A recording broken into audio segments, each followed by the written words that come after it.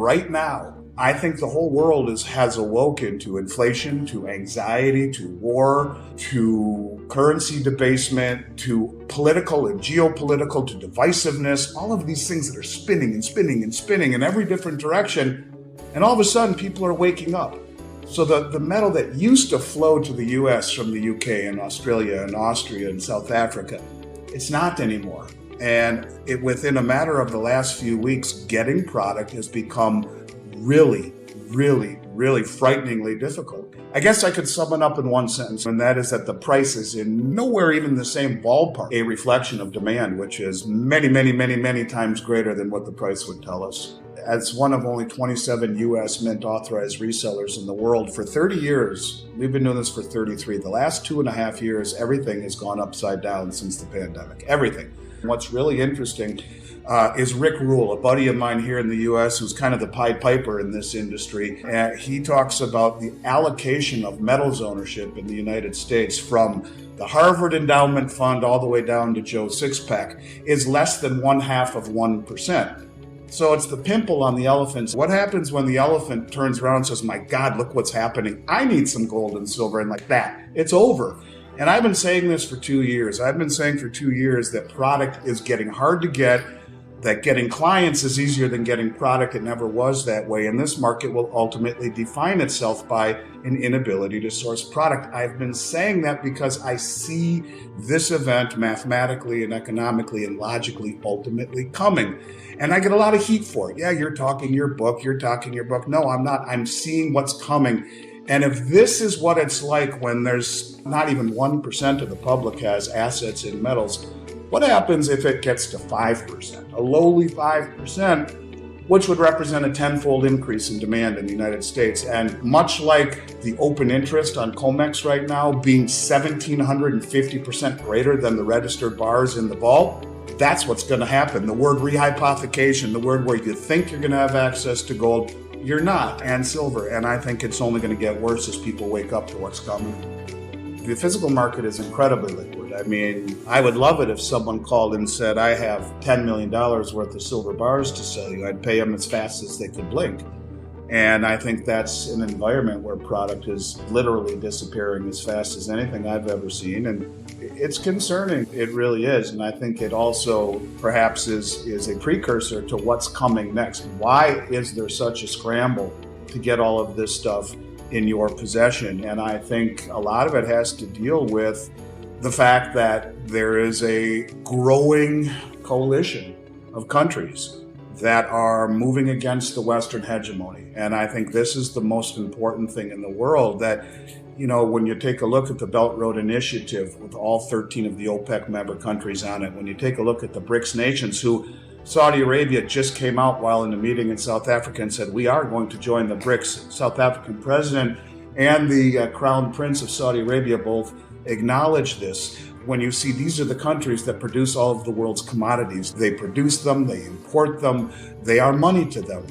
When you see the fact that you have a Moscow exchange who realizes all of this, or the talk of a Moscow exchange, which would appeal to all of these countries where they can set the price for gold at a realistic price, call it $3,000, set silver at $50, $75, $100, and bang, like that, all of the Western markets would arbitrage directly to the East to capitalize on that. And you set a real price, you will break the COMEX, you will break the London Metals Exchange. Maybe this is becoming obvious, but I do believe that the Western dominance is going to be challenged by the BRICS nations, who have just come out and said, we are going to issue a world reserve currency to challenge the dollar. It will be pegged to currencies and commodities. And then you have them say, and by the way, we're going to issue a new exchange where metals can be traded freely to break the dominance and the manipulation of the Western system. You know, these countries don't bitch when the West hold the price down so they can accumulate as much as they possibly can on the cheap. The handwriting is on the wall. These are the countries that are draining the exchanges and taking all the metal over to the East. And I think we'll wake up one day and we're going to see something that is going to be a spiritual, religious experience for many of the people who think wealth revolves around stocks, bonds, mutual funds. I won't be the one to say I told you so, trying to get people just to open their eyes a little bit and look past the narrative, look past what we've all been taught to do, and look past our borders, you can see a group and a storm brewing right now that is directly going to challenge the dollar and impact precious metals prices maybe for the rest of our lives. When you look at 2008, they should have just let the forest fire clear the forest, because back then the Fed had a balance sheet of $800 billion. It's now about $9 trillion.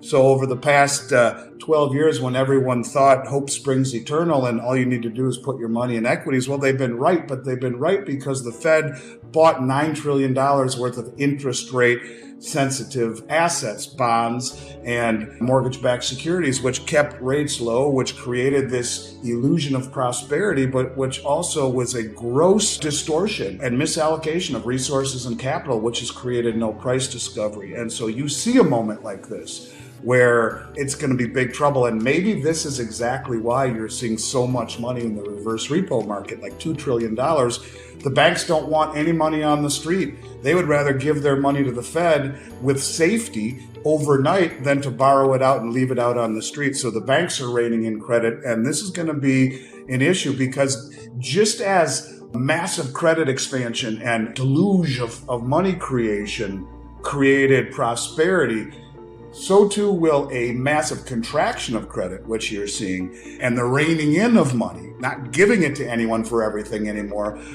ought to have the opposite effect. And so I think, all of these things then mixed in with the big money pulling all the metal off the exchanges, you put it all together, you start to see that the big money sees trouble coming. They're going to limit exposure to the street. They're going to limit risk by giving the money to the Fed overnight instead of the public.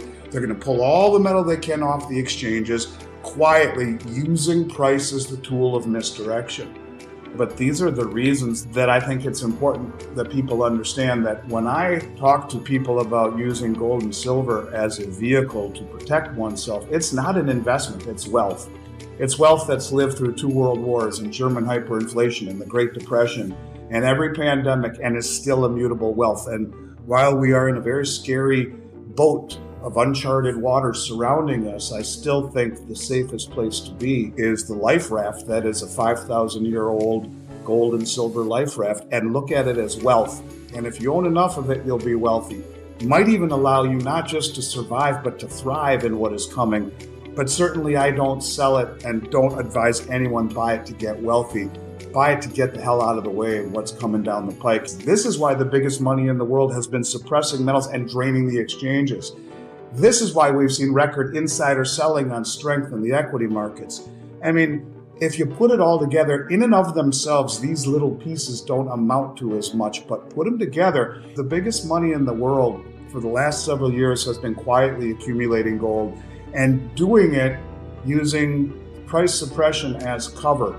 If you understand that if price was that big of a deal, then why the hell is the biggest money in the world in the central banks and the commercial banks and the family offices and the sovereign wealth funds and the retail market and the wholesale market? Where is it all going? And if it wasn't really anything to see anymore because the price isn't doing what it's supposed to be doing in this chaotic world we live in, where is it all going?